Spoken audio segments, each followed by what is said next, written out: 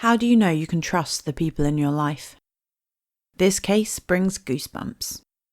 Welcome to Guilty or Not, where we take a look at the world's most gruesome cases, analyse them, and try to figure out why the perpetrator did their horrible deed.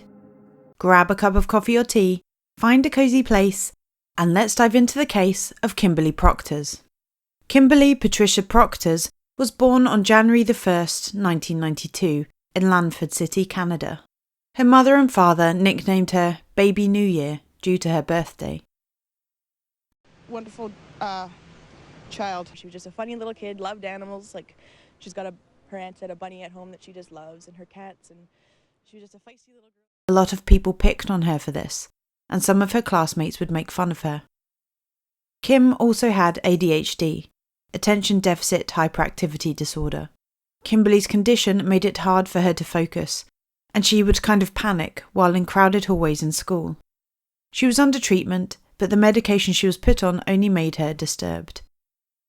Eventually, Kim reached high school, and her parents decided to transfer her to another school called Pacific Secondary, where she could get some more personalised attention. But the thing about this new school was that, along with teens, this one included students who had been expelled or suspended from their previous school due to their behaviour. So most of her classmates had a history of being violent. One of those classmates was a boy by the name of Kruse Wellwood. Kruse was 16 years old and lived with his mother. His dad was serving life in prison due to killing a girl. When that had happened, Kruse was young, but when he understood what his dad had done, he hated him for it. He started smoking pot, stealing money, and he hit his mum on several occasions. He had one friend named Moffat. He was also suffering from ADHD. He was a slow learner, and it was reported that Cameron was violent at a young age, and that messed him up. At home and school, he started being violent, and he also harassed other classmates. He carried a pocket knife to school. Kruse and Cameron met in 5th grade and became friends. Kruse was described as the smart one, while Cameron was seen as slow. They used to skip school together to smoke pot and played video games, and they got in a lot of trouble together. Kimberly started hanging around with the boys and had become part of their small group. Kimberly was dating a guy named Zach, who was also friends with Kruse.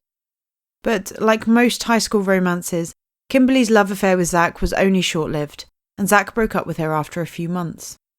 She turned towards Kruse and Cameron for friendship, and she would chat with them and told them how bad she felt after the breakup.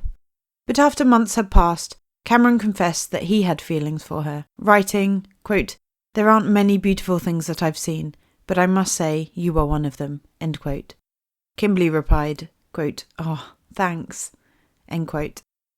All the while, Cameron and Kruse had gotten into some really disturbing stuff. They had started drinking blood and other bodily fluid and became more aggressive at home. They also started watching movies and discussing them. One day, Kimberly was chatting separately with the two boys, and Kruse invited her to come over to his place. He said that he had something interesting to tell Kimberly, told him to call her, and they talked for an hour. While talking on the phone, Kruse was chatting with Cameron and telling him twisted things. At one point, he wrote, quote, "I'm going to rip her nose ring off and burn it," end quote. Then Cameron suggests, quote, "Why not keep her bound and alive?" end quote. They were going to carry out their sick plan. That same day, Kimberly graduated from high school and she was in a great mood. On March the 18th, 2010, Kimberly's mother went to work and told her that she loved her. Kimberly didn't have any work, so she went to sleep. She planned to babysit in the afternoon. However, before babysitting, Kimberly figured she'd just meet up with the boys for a few hours, and she went to meet her friends. Kruse and Cameron met her at a bus stop and they headed over to Kruse's house. Everything seemed normal before getting into the house. Kruse had told Cameron that he would use the code, quote, "I think I'm going to make some KD," end quote. Kruse gave the signal and the two boys knocked her to the ground, stuffed a sock in her mouth, and wrapped her and beat her and tortured her for hours. After some time had passed, Kimberly died due to suffocation, but they still continued to do despicable things to her.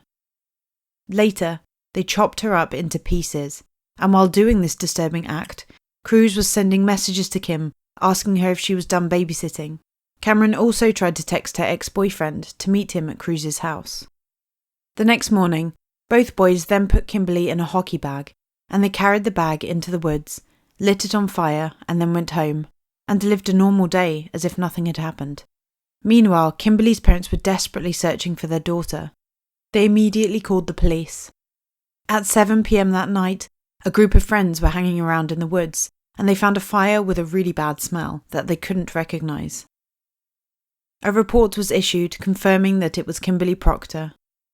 More than 40 investigators were placed on the case. They started searching the place. Kimberly's family and friends had set up a public memorial page on Facebook. The cruel nature of this crime shook the entire community, and it was all over the news. So on March the 23rd, 5 days after the brutal incident, Kruse told one of his friends and told her everything he did during the incident. Kruse continued to go to school and have weird outbursts. One time, he overheard someone talking about Kimberly. He stood up and started screaming and said, quote, "I'm glad she's dead," end quote. On one occasion, Cameron wrote to Kruse saying that since they'd gotten away with the first crime and it wasn't that hard, they should do it again. But some hours later, the two of them were finally arrested and charged with first-degree homicide.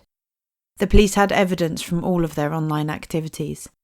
Cameron admitted to violating Kimberly, but said he was only doing what Kruse told him to do. They both pleaded guilty, and though the two were still teens when they committed the crime, they were sentenced to life in prison with no possibility of parole for 10 years. Kimberly's family were not happy with the sentence and wanted to get capital punishment for what they did to their daughter. Unfortunately, there was no death penalty in Canada. This was the tragic case of Kimberly Proctor's. Comment down below. What's your take on it? We're very curious to know if you consider them guilty or not. Until next time, keep your eyes peeled all the time.